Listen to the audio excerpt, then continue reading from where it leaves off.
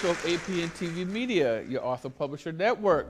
We have another great show for you today. As a matter of fact, we have in our first segment, actually, we have our guest for today. Her name is Victoria Seacrest. And yes, heard her before, yes.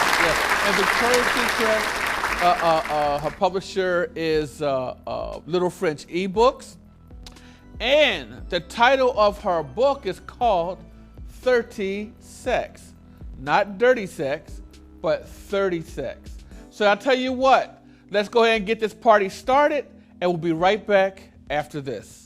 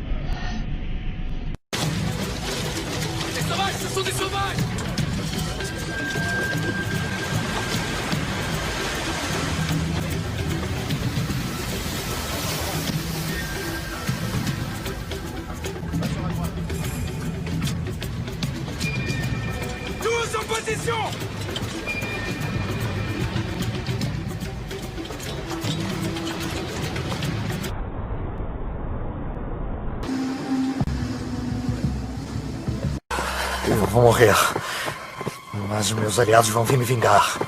Os franceses e os tupinambás vão matar e devorar cada um de vocês!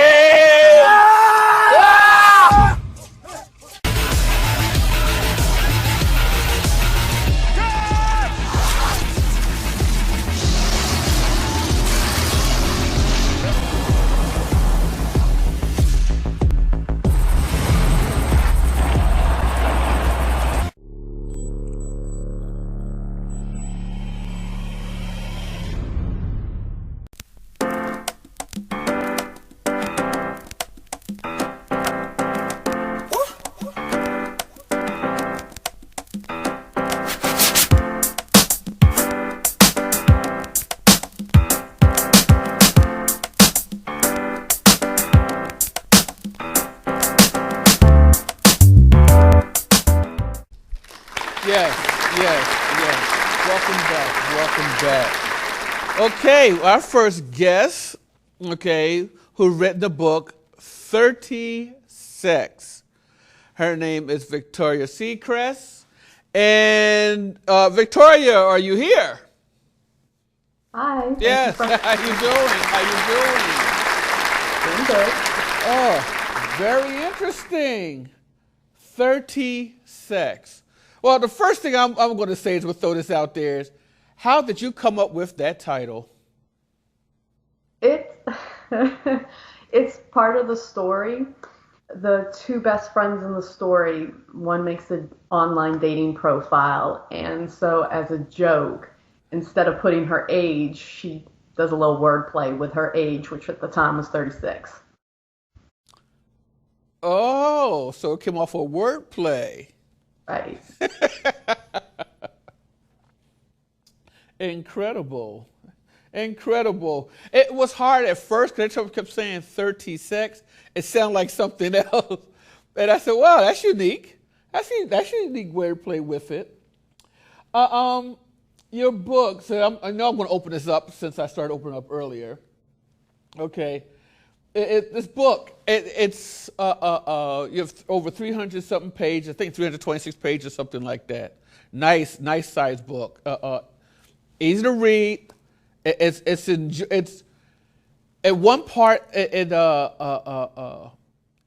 makes you feel sad that she has went through this, and then there's another part that she just have you laughing because she's like, I can't believe she's going through this.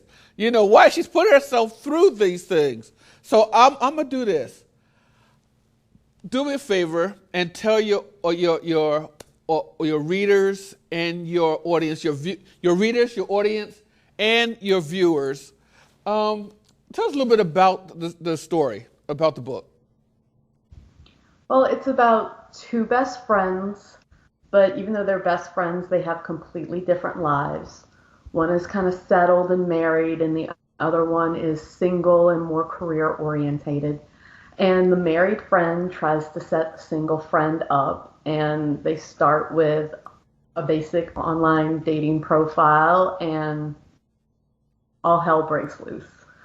But a lot of people, when they see the title, they think maybe it's an erotic book or even a book about dating. And really, the theme in the book is about empowering women and empowering yourself. And the character learns through all of this drama to love herself and to put herself first and make a better life for herself. Yeah. Very good. I gathered that when I thought about when the book was first introduced to me about 30 Sex, which I also give credit to the publisher of the Little French ebooks. Okay, and I was going, we got sent to us on this one, and not only just is the wordplay, but your creative style in being able to accomplish the two characters and how they and what they went through. Like actually, I want to do this. Okay. Your romantic background with this type of book. How do you picture yourself with this book?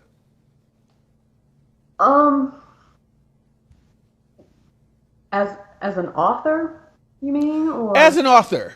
Let's say as an author. I guess you do draw on some of your personal experiences. It is a complete work of fiction, though none of it has really happened. But I guess it's more just looking back. If I think about when I've gone on dates and how disastrous they've been, it was kind of like a release to be able to write about a character and kind of poke fun out of it, but at the same time try to draw meaning from it. Like, why does everything have to be such a disaster? How can I turn the bad into good? And to try to come up with a story that does that. Yeah, I see you kind of poked at it is what you did. Especially the different type of chapter titles. Your chapter titles, I've noticed that you are poking at something because, see, your chapter titles, you have From Morning to Hunger Pains, Bathroom Blues. Okay, if that might have came from reading too much Chelsea Handler. Oh. That particular chapter was probably, my inspiration for that was Chelsea Handler and her books. I'll just leave it at that. Oh, okay. Because I was going to ask you about that one. Tell us a little bit about Bathroom Blues. But there's one that then you got Cat Lady on here. Mm-hmm. But one of the highlights that I've noticed, it's besides the one I enjoy, was mine would be multi-million Riker. But here, it's Date Night. Can you tell us a little bit about that chapter in Date Night? Date Night. It was probably another disaster, as they all are in this story. It was just one of those.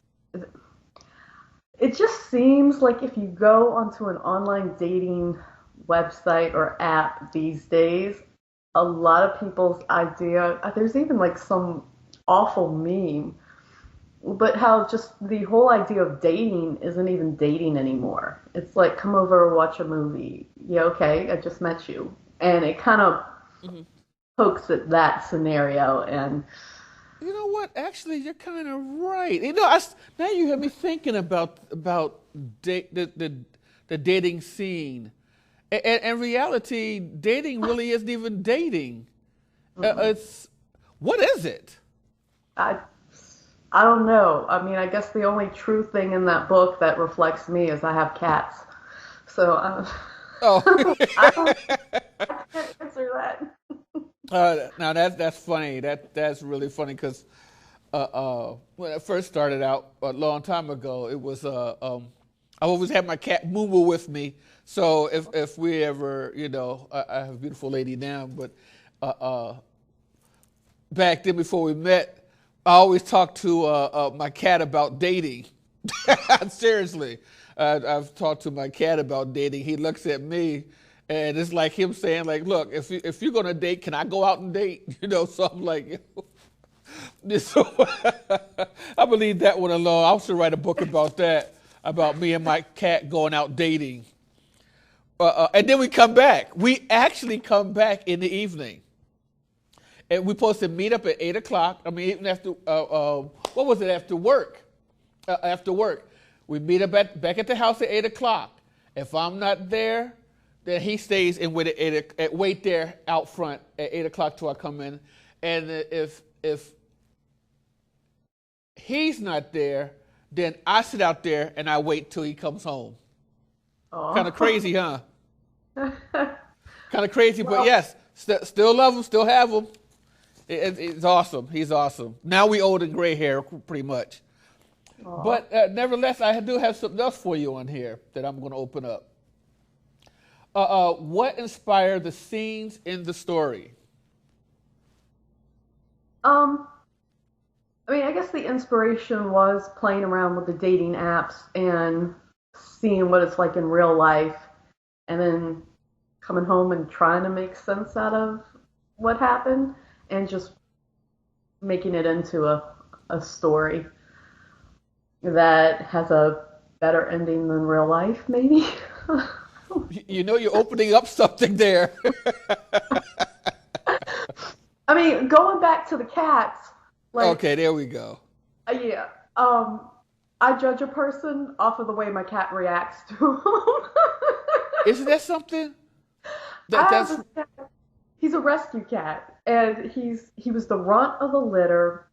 He just wasn't. I don't think he was developed all the way once he was born. He's got some balancing issues, and oh.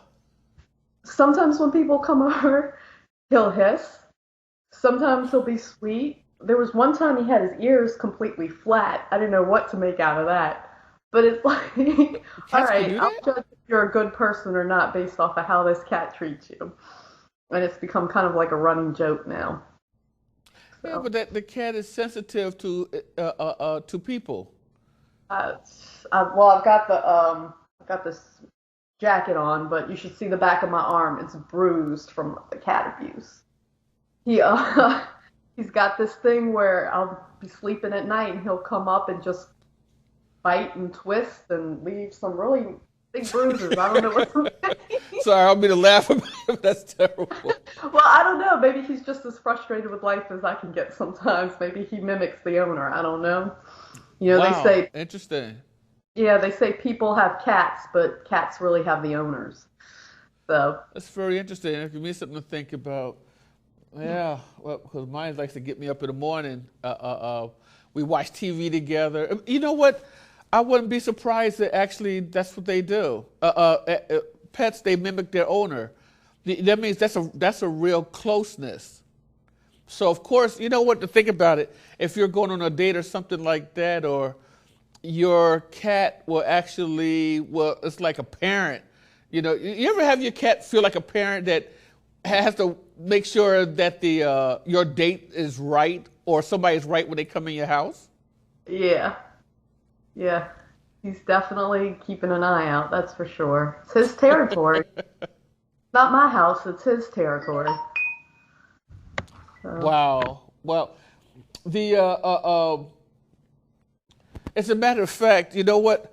Why did you write the story? I mean, is it based just because some experience or something, or open it up? Just why did you write it? Decide to write a story like this? no, just for humor. Com- I can't even get the word out. Just the comedy of it. When I get frustrated, my way of dealing with things is to laugh about it and to make fun about it. So the story is more just to have that. It's just a coping mechanism for life. If you take everything too seriously, you'll go crazy, and it's better to just laugh about it and poke fun where you can poke fun, and but at the same time try to make sense out of it and be a better person from it. And throughout the story, you can see the character grow, and where she's looking for love, she realizes that's not what she's really looking for. She learns to love herself, and that's what's important. Yeah. Did all of y'all get that? That was kind of interesting, huh? That was kind of interesting. That this book is actually a way to. This book is also, like you're saying, it's a way to help individuals as well, women. Help women to. It's more encouraging, I guess, is see the situation, see scenarios, and at the same time, it's encouraging. Or can I use that term, encouraging? Or should I say spontaneous encouragement? Well, we put that in the press release that it would be a good book actually for somebody. Hey, if you're throwing a divorce party or you're breaking up, it's actually a good book for people who feel like the world has just crumbled on them when it really hasn't. There's a whole new world that's been opened up. Very good. That's what I call a spontaneous encouragement. When those, it's like a party book in such a way. It's like giving out a gift, during a wedding time or a divorce time or a dating time. That you give to someone. And they can pick something out of it that they probably went through, and they can laugh about it because the weight would be off their shoulders. Is that about right? Yes. And I implore you about that. I love it.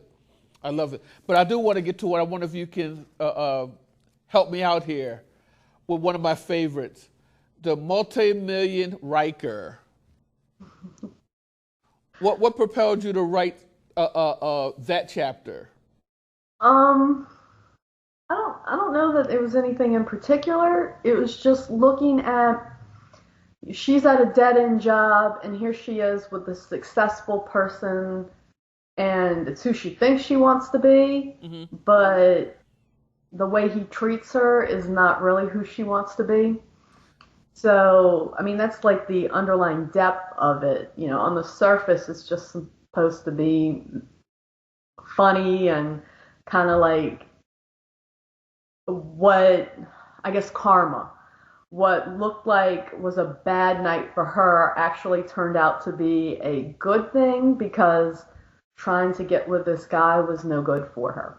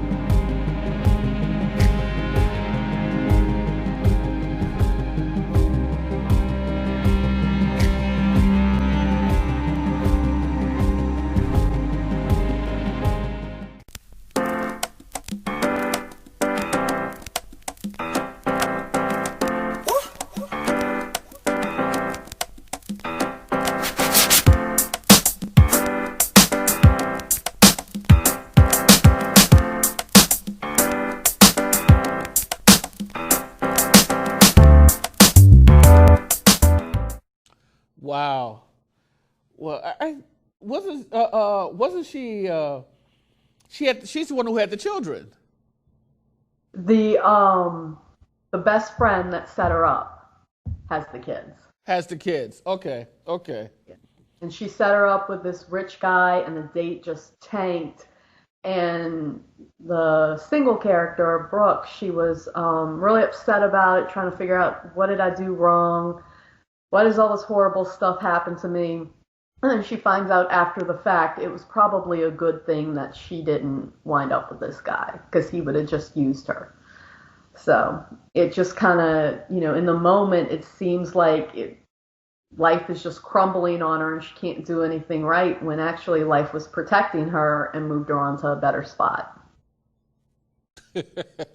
So it's like different perspectives of how you can maybe one day look at something like it's a horrible thing and then the next day, oh, maybe it wasn't so bad after all. So, as these chapters, is the book based in multiple years, different segment of years, or is it based upon a certain time frame, like the title said 36, or 36? So, is it in the 30s that a lot of these things were happening? It was she was 36 at the time. I would say the time frame might have been less than a year. That all these things were happening. It was very fast paced. Wow, wow. What when I don't want to give it away, but when does a person, just man and woman, when do they say enough's enough? What point do they make that decision? She probably should have said it by the first chapter. First chapter in the morning, huh? I guess when you see everybody having something that you think you want, Yes. you keep just almost like banging your head against the wall until you finally realize, okay, there's got to be something else. So, yeah, she puts herself through the ringer, I'm sure.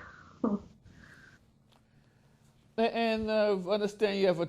Oh. What about a reaction to the trailer? I love my publisher for that. I've never had a publisher do that where they turn the characters into cartoons and have three different ones. And I thought it was cute. They took what I thought were some of the real, I guess, what's the word I'm looking for? They're just real funny parts and turned it into a little scene, a little cartoon scene. Little snippets. He flipped into little snippets. That's good. That was good. So your publisher did that. Yes. He did a good job. Did a little humor for a cartoon. You didn't know which direction he was coming, but it played it out right. It played it out right. And I have let's see, one more question for you here. Do you take the book more as a comedy drama, or how do you set that genre for your book? I would say maybe light comedy, drama. I don't know. It's like my favorite kind of authors, like as I mentioned earlier, I love Chelsea Handler, and I just read You by Carolyn Kepnes and Hidden Bodies. So, I don't think it's a different kind of comedy. So I guess it's more like drama, light comedy compared to what my favorite authors are. Oh. But I always go back to, I really feel it's more empowerment. Like the title can be so misleading to an extent because the reaction I get is everybody thinks it's an erotic book.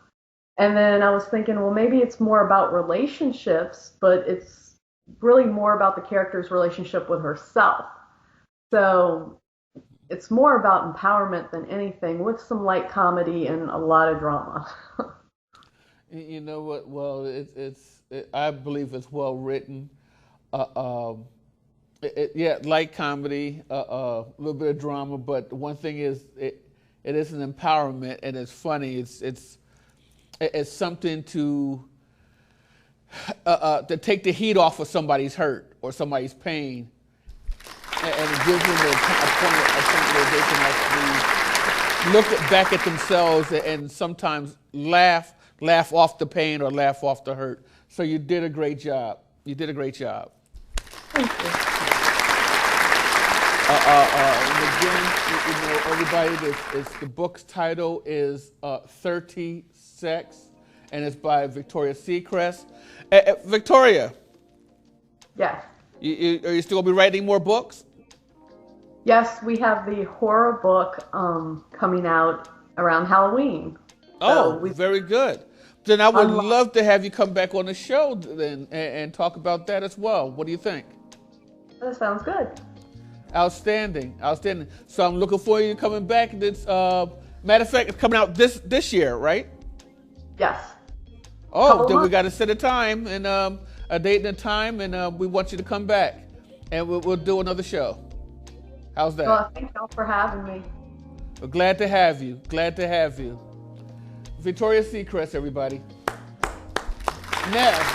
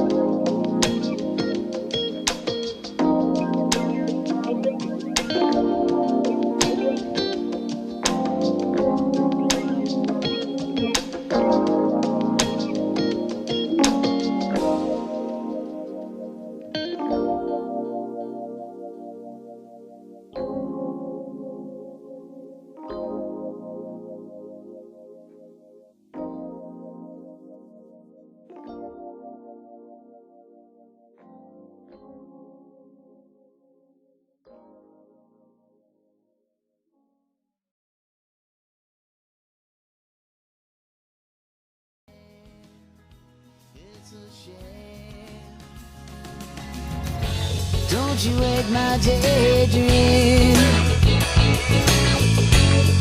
'cause it's so real it seems.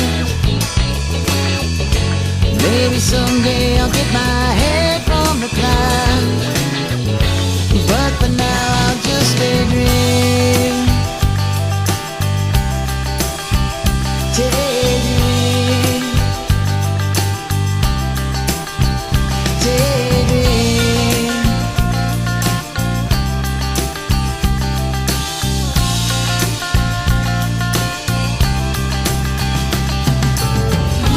There's a place inside my mind unseen, dreams of you and I that just can't be, but I can keep them safe and locked away inside, inside.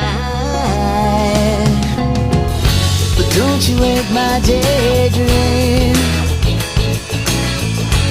Oh, so real it seems. Maybe someday I'll get my head from the clouds, but for now I'll just daydream. Don't you with my dead. You